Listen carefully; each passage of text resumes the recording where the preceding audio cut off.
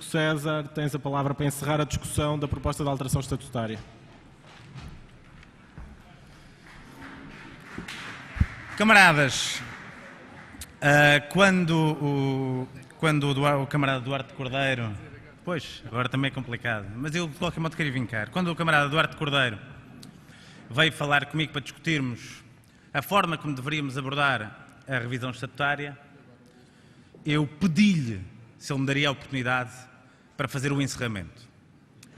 E porque em 4 anos de JS estive tão ligado à história dos seus estatutos, não poderia deixar a organização sem intervir nesta matéria.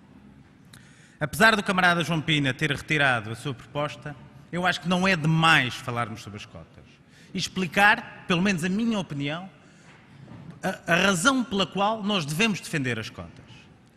Eu entrei na Juventude Socialista há muitos anos e uma das coisas que me identifiquei foi a parte socialista. E a parte socialista que me atraía era o facto de muitas vezes, para nós conseguirmos promover a igualdade, nós discriminarmos positivamente uma determinada pessoa, um determinado setor, uma determinada região.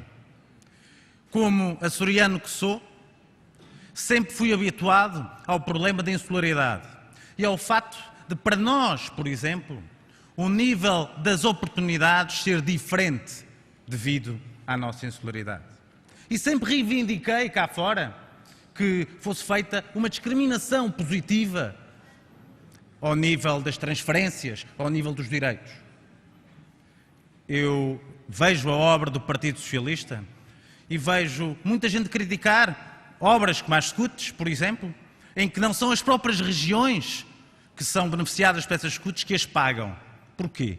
Porque elas necessitavam de ter uma discriminação para que pudessem crescer. Eu aderi à Juventude Socialista porque em 1975 houve um conjunto de camaradas no Partido Socialista que perceberam a necessidade de discriminar positivamente os jovens, de forma a que o Partido Socialista não se fechasse por ele próprio. Essa argumentação era válida em 75 para a Juventude Socialista.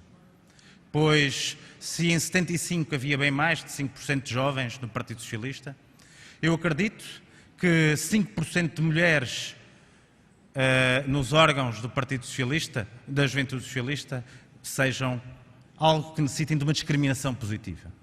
Daí que nós que estivemos na vanguarda da interrupção voluntária da gravidez, na vanguarda de tantas coisas que trouxeram modernidade para este país, devemos estar na vanguarda, agora, mais tarde, apesar de tudo, na questão das cotas. Enquanto que nós olhamos à nossa direita e à nossa esquerda, a questão das cotas não se põe, nós temos que dar o exemplo. E nós temos que dar o exemplo de que é fundamental discriminar positivamente quem tem sido prejudicado. E o facto de existir só 5% de mulheres nos órgãos nacionais do JS provam que há necessidade de fazer essa mesma discriminação. Posto isto, cabe-me também transmitir-vos que outras alterações são feitas nos Estatutos da Juventude Socialista. São alterações de pormenor. Durante 2 anos, nós assistimos a eleições nas concelhias e nas federações. 2 anos de mandato. Nós vimos como a renovação foi conseguida nessas estruturas. Não fazia sentido, nem faz sentido, nós nos núcleos termos 1 ano de mandato. É neste sentido que esta alteração tenta passar o mandato de 1 ano para 2 anos. Outra das questões que são feitas tem a ver com a moralização. E mais uma vez, há esta preocupação na JS. Não fazia sentido, nem faz sentido, que alguém que se diz jovem socialista esteja como dirigente na Juventude Socialista, de uma concelhia, ou do núcleo, ou de uma federação, e exerça ao mesmo tempo um cargo no Partido Socialista. Não faz sentido que alguém dirija uma concelhia da Juventude Socialista e ao mesmo tempo uma concelhia do Partido Socialista.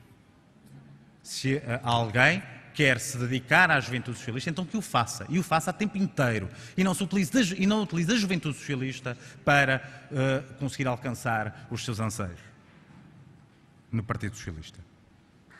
Outra das questões que são feitas é a questão jurisdicional. E eu, quando fiz a intervenção em relação ao papel que o anterior Secretariado Nacional tentou ter na questão jurisdicional, quer a gente queira, quer não, este ainda continua a ser um problema da JTS. O Testa dizia, e como dizia o Secretário-Geral, que a política do fato consumado não pode continuar a funcionar na JTS. Nós não podemos ter estrutura, nós não podemos ter órgãos jurisdicionais nas federações que não funcionam. Nós não podemos ter um problema no núcleo, nas eleições nos núcleos, um problema nas eleições nas concelhias e depois dizem, não, vamos esperar 2 meses, 3 meses, porque o Conselho de Jurisdição da Federação não vai resolver o problema. Vamos esperar que chegue o Conselho Nacional de Jurisdição e de repente talvez não se resolva. E passa-se 1 ano, 2 anos e nós temos a política do fato consumado. É neste sentido que é feita uma alteração revolucionária. São alteradas as formas como as comissões regionais federativas de jurisdição se organizam. A partir de agora, são criadas 3 comissões regionais de jurisdição. Norte, Centro e Sul. Nessas comissões regionais de jurisdição, cada federação poderá apontar, em princípio, isto será regulamentado mais tarde em Comissão Nacional, um elemento para este órgão. E aí, eles podem mais facilmente julgar problemas que existam nas federações ou que estão abrangidas por esta mesma área, Norte, Sul e Centro. Mas também, não se enganem, quem fizer parte da federação que tem o contencioso, é lógico, é moral, que não deva julgar sobre esta mesma federação. Camaradas, nós na JTS temos muitas das vezes o vício, o defeito de discutirmos muitas regras, mas está provado na JTS que sem estatutos coesos, sem formas organizacionais tendencialmente perfeitas, é impossível fazer um bom trabalho internamente. Muito obrigado. Obrigado, Francisco.